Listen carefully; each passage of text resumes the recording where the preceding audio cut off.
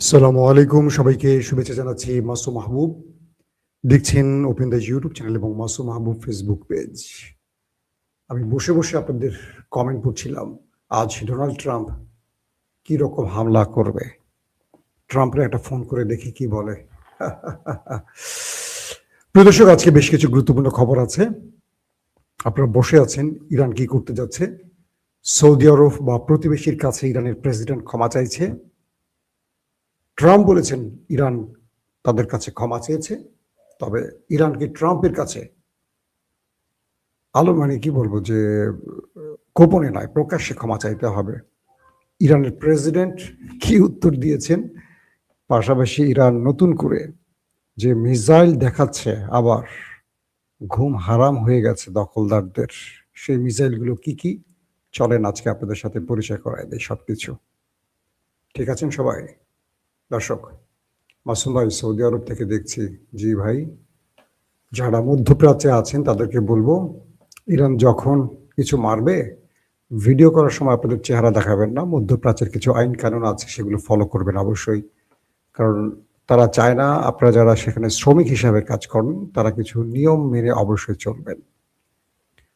আর একটা কথা, যারা আমার ভিডিও নিয়ে আপনারা প্রচার করেন ফেসবুক, ইউটিউবে, তাদের বলছি, কিছু সমস্যা আমার চ্যানেলে হচ্ছে। আমার চ্যানেল আমাকে বারবার মেইল করছে এগুলো কি আমার চ্যানেল কিনা। আপনারা হুবহু আমার ছবি দিয়ে পেজ খুলে আমার নিউজগুলো প্রচার করছেন, আবার পুরোপুরি আমার ভিডিওটা চালাচ্ছেন, কোনো ভিতরে পরিবর্তন করছেন না। এটা আইনত আসলে অপরাধ। এটা করবেন না। আগামীকাল থেকে আপনাদের ব্যাপারে কিন্তু সিদ্ধান্ত নিতে গেলে হয়তো বা আমার খারাপ লাগবে। আপনাদের জন্য বিষয়টা সতর্ক করে দিলাম আগে। কারণ নিজেরা কিছু করার চেষ্টা করেন বা কেটে করেন বা আরো ১০ জনের টানেন। শুধু আমার ভিডিওগুলো নিয়ে নিয়ে একটা চ্যানেল চালাতে গেলে আমার দর্শকরা বোঝে না যে কোনটা আমি। এটা আমি না ওইটা আমি। এটা এক হিসেবে প্রতারণা। দর্শক, শুরু করছি। ইরানের চমক আসছে এবার ফাতেহ। অনেক আলোচনা শুনেছেন এতদিন ধরে, আমরা বলেছিলাম ইরানের দুর্দান্ত মিসাইল ফাতেহ আসছে। আজকে সেই ফাতেহ ব্যবহার করেছে ইরান, এমন একটি তথ্য পাওয়া গেছে। গাদর এবং ফাতেহ, এটা হলো হাইপারসনিক, শব্দের চেয়ে কয়েক গুণ স্পিডে এটা শত্রুকে টার্গেট করে। ইরান আজকে এগুলো লঞ্চ করেছে। কয়েকটি সূত্র বলছে, নেতা কাকুর বাড়িতে যখন ফাতেহ এবং গাদর সিরিজের মিসাইলগুলো মারা হয়, তখন তাদের যে কয়েক লেয়ারের প্রতিরক্ষা ব্যবস্থা ছিল, এগুলো চোখ বন্ধ করেছিল, অর্থাৎ দেখতে পায় নাই। দেখার আগেই, চোখ খোলার আগেই সেগুলো ঢুকে পড়েছে বাড়ির ভেতরে, ব্যাপক আক্রমণ করেছে। এই মিসাইল নিয়ে কিছু কথা বলতে চাই। ইরান কি আসলে ক্ষমা চাইলো? এটা দিয়ে আগে শুরু করি। ইরান কি আসলে ক্ষমা চাইলো? ইরানের প্রেসিডেন্ট মাসুদ পেজিশকিয়ান আসলে কি বলেছিলেন, আর সেটাকে ডোনাল্ড ট্রাম্প কি হিসেবে প্রচার করছে, আসেন সেটা একটু জানি। আমি দুজনেরই বক্তব্যটা শুনেছিলাম। প্রেসিডেন্ট ট্রাম্প বলেছেন হোয়াইট হাউসে যে ইরান সুর নরম করেছে এবং ইরান ক্ষমা চাইতে শুরু করেছে। এভাবে ক্ষমা চাইলে হবে না, আমার কাছে আনুষ্ঠানিকভাবে ক্ষমা চাইতে হবে। মাসুদ পেজেশকিয়ান বলেছেন যে আমরা আমাদের প্রতিবেশী দেশগুলোর কাছে নিঃশর্ত ক্ষমা চাই। এই কারণে ক্ষমা চাই যে আমরা আমাদের প্রতিবেশীদের উপর হামলা করতে চাইনি। তবে ইরানের সর্বোচ্চ নেতার হত্যা এবং শীর্ষ কমান্ডারদের হত্যা, এটা অমানবিক এবং অন্যায় ছিল। এবং এই হামলাটি করেছে যে দুটো দেশ, তারা আমাদের প্রতিবেশীদের ঘাঁটি ব্যবহার করে করেছে। ন্যায়সঙ্গতভাবে যে ভূমি ব্যবহার করে আক্রমণ করা হয়েছে, সেই ভূমিতে পাল্টা জবাব দেওয়ার অধিকার ইরানের রয়েছে।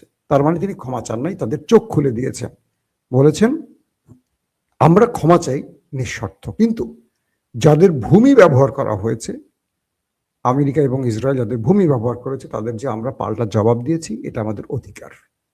এটা হলো একটা আন্তর্জাতিক কি বলবো রাজনীতির চমৎকার চাল, যারা বুঝতে পারছেন। মাসুদ পেজিশকিয়ান আরো বলেছেন যে দেশগুলোতে আমাদের নামে বলা হয়েছে ইরান আক্রমণ করেছে, সেটা সার্বিয়া, কি সেটা সাইপ্রাস, আজারবাইজান, ওমান, তুর্কি, এই দেশগুলোতে আমরা কোনো আক্রমণ চালাইনি। এগুলো আমাদের হয়ে কোনো শত্রুরা আক্রমণ চালিয়ে আমাদের ঘাড়ে দোষটা পাবার চেষ্টা করেছে। যারা এই কাজটি করেছে তারা জানে তারা কারা, আর যারা এই কাজটি যাদের উপর হয়েছে তারাও জানে শত্রুরা কারা। এটা ইরান জড়িত নয়। ইরান তাদেরকে শুধু জবাব দিয়েছে যারা আমাদেরকে আমাদের দেশের সার্বভৌমত্ব ধ্বংসে বা রেজিম চেঞ্জে বা আমাদের দেশে হামলায় ভূমি ব্যবহার করেছে, তাদের বিরুদ্ধে ইরান ব্যবস্থা নিয়েছে। ইন্টারেস্টিং ব্যাপার হলো, ইরান এ পর্যন্ত আরব রাষ্ট্রগুলোতে যে আক্রমণগুলো করেছে অধিকাংশ মার্কিন এবং ইসরায়েলি স্বার্থ সংশ্লিষ্ট বিষয়ের উপর করেছে।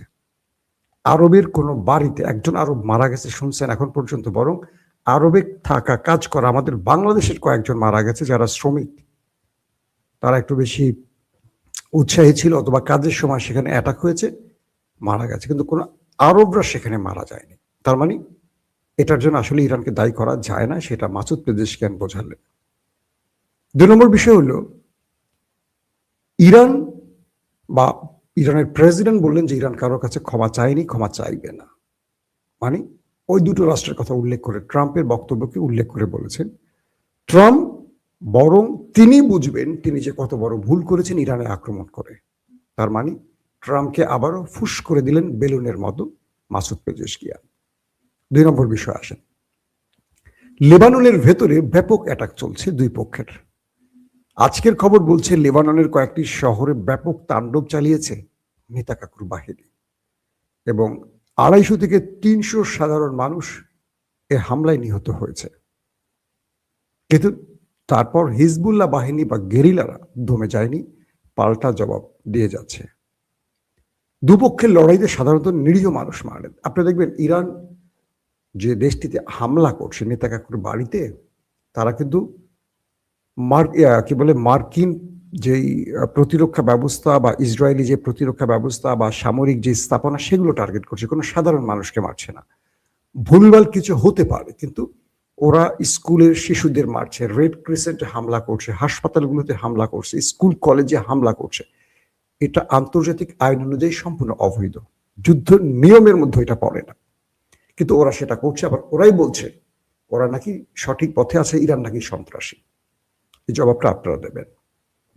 তারপরের বিষয়টি হলো, বারবারই টার্গেট করছে ওরা রাশিয়াকে, যে রাশিয়া ইরানকে গোয়েন্দা তথ্য দিচ্ছে।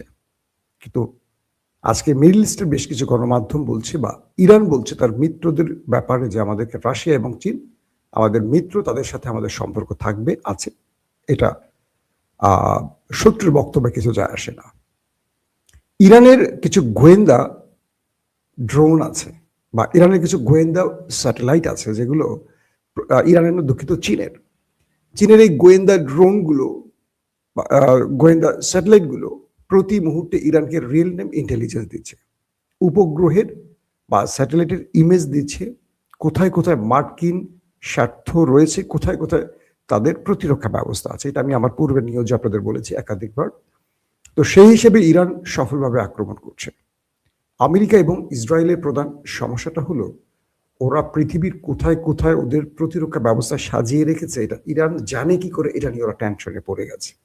ধরেন সৌদি আরবের একটি ভবনে বা আরব আমিরাতের একটি হোটেলে, 5 তারকা হোটেলে ইসরায়েল এবং আমেরিকার গোয়েন্দারা অবস্থান করছে, সিআই কিংবা মোসাদের সদস্যরা অবস্থান করছে। ভবনটা ধরেন 50 তলা বা ভবনটা ধরেন 30 তলা। সেই ভবনের 10 তলায় ওরা আছে বা 20 তলায় ওরা আছে বা 22 তলায় আছে, এটা তো জানার কথা না। ইরানের ড্রোন গিয়ে সেখানে হিট করে আসছে, মিসাইল গিয়ে সেখানে হিট করে আসছে। তো ওরা বলছে যে এই তথ্যগুলো কোনো না কোনো ভাবে ইরানকে থার্ড কেউ পৌঁছে দিচ্ছে।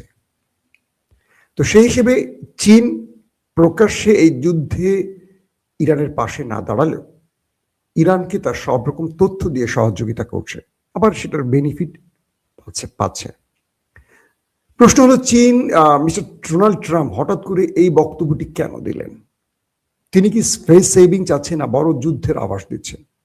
ট্রাম্প আন্তর্জাতিকভাবে কংগ্রেসদের কাছে, সিনেটরদের কাছে, রাষ্ট্রের কাছে বড় চাপে পড়ে গেছেন, কারণ এই যুদ্ধে আমেরিকার $5 বিলিয়ন ক্ষতি হয়েছে বলে অনেকে বলছেন।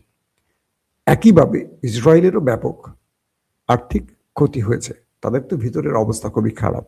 এটা আর্থিক মানে যুদ্ধের খরচের কথা বলছি। তারা বলছেন যে ট্রাম্প সেখান থেকে দৃষ্টি ফেরাবার জন্য নতুন করে এই নাটকগুলো করছেন। এই লোকটা আবার এই নাটকগুলো খুব ভালো করে। তারা বলছেন যে ট্রাম্প চাচ্ছেন যে কোনোভাবে একটা ফেস সেভিং, ইরান যেন কোনো একটা আলোচনার মাধ্যমে যুদ্ধটা শেষ করে, কারণ এই যুদ্ধটা ট্রাম্প সামনে নিতে পারছেন না। তিনি লং টাইম যুদ্ধের লোক নন, তিনি অল্প সময় ভালো রেজাল্ট চান, কিন্তু এবার তার রেজাল্ট উল্টো হয়ে গেছে। তিনি ইসরায়েলকে খুশি করতে যে কাজটা করেছেন তার পুরো উল্টো হয়ে গেছে তার দেশের ভেতরে। তাই তিনি ফেস সেভিং এর জন্য ইরানকে আলোচনায় আনতে চাইছেন। ইরানের বিপ্লবী গার্ড বাহিনী বলছে যে এটা থামবে না, এই লড়াই চলবে যতক্ষণ না আমাদের প্রতিশোধ নেওয়া শেষ হয়। তার মানে যুদ্ধ থামছে না, ইরান তার আক্রমণ চালাবে, এটা বোঝা যাচ্ছে। এবং ইরানের পক্ষ থেকে বলা হয়েছে কোনো আত্মসমর্পণ নয়, লড়াই চলবে। পাশাপাশি ইসরায়েল এই মুহূর্তে যে বিষয়টি চাইছে সেটা হলো প্রতিবেশী রাষ্ট্রগুলোকে ইরানের বিরুদ্ধে এনে আঞ্চলিক যুদ্ধ শুরু করতে। ইরান এই কারণেই প্রতিবেশীদের কাছে নিঃশর্ত ক্ষমা চেয়েছে, বলে না যে আমি সৌদি আরব তোমার কাছে ক্ষমা চাই। প্রতিবেশী যারা ক্ষতিগ্রস্ত হয়েছে কম বেশি, এটার কারণ হলো প্রতিবেশীরা যেন ইসরায়েলের কোনো পাতা ফাঁদে পা না দেয়। তাই কৌশলে যখন ইসরায়েল চাইছে একটা আঞ্চলিক লড়াই শুরু করতে, প্রতিবেশীদের সাথে ইরানকে একা করে লড়াই করতে, তখন ইরানের প্রেসিডেন্ট কৌশলে এই খেলাটি খেলে দিয়েছে। অর্থাৎ ইসরায়েল এখন আঞ্চলিক লড়াইটা সুযোগ আর পাবে না। আরেকটা ব্যাপার হলো এই দুই পক্ষের লড়াইতে লাভবান আসলে কারা হয়েছে। একদিকে মনে হচ্ছে রাশিয়া, চীন তো কিছু লাভবান হয়েছে, তারা তেল বিক্রির সুযোগ পাচ্ছে, ইরান থেকেও তেল নিতে পারছে, আবার মধ্যপ্রাচ্য থেকে ইরান তেল নিচ্ছে, হরমুজ প্রণালীতে চীনকে কোনো রকম সমস্যা দিচ্ছে না চীন। বাকিরা তো সমস্যায় পড়ে গেছে। আসলে লাভবান আপাত দৃষ্টিতে কেউ না, কারণ পৃথিবীর অর্থনীতি ভেঙে পড়া মানে সবগুলো দেশই ক্ষতিগ্রস্ত হওয়া। সবচেয়ে বেশি ক্ষতিগ্রস্ত হয়েছে ইরান, ইসরায়েল এবং আমেরিকা। মধ্যপ্রাচ্যে আমেরিকা তার সবগুলো ঘাঁটি ধ্বংস হয়ে গেছে। এই অঞ্চলে আরবরা তাদেরকে আর ঘাঁটি করতে দেবে কিনা, আগের মতো পেট্রোডলার দিয়ে তাদেরকে পুষবে কিনা, এটা নিয়ে তারা আলোচনায় বসে গেছে। ট্রাম্প তার সবচেয়ে ধনবান মিত্রদের হারাতে যাচ্ছে, এটাও আমেরিকার এখন আলোচনা। যে ট্রাম্প ইসরায়েলকে রক্ষায় মধ্যপ্রাচ্যে এত বড় যুদ্ধ ছড়িয়ে দিলেন, সেই ট্রাম্প মধ্যপ্রাচ্য থেকে কিক আউট হতে পারে, এটাও এখন আলোচনায় আসছে। দর্শক, এখন ইরান কি করতে যাচ্ছে? ইরানের আজকের প্রস্তুতি হলো ইরানের সেই স্বল্প মাত্রার বা কম দামি বা পুরনো আদরের 10 থেকে 12 বছরের আগের যে মিসাইলগুলো, এগুলো দিয়ে কাঙ্ক্ষিত টার্গেট ইরান পূরণ করে ফেলেছে।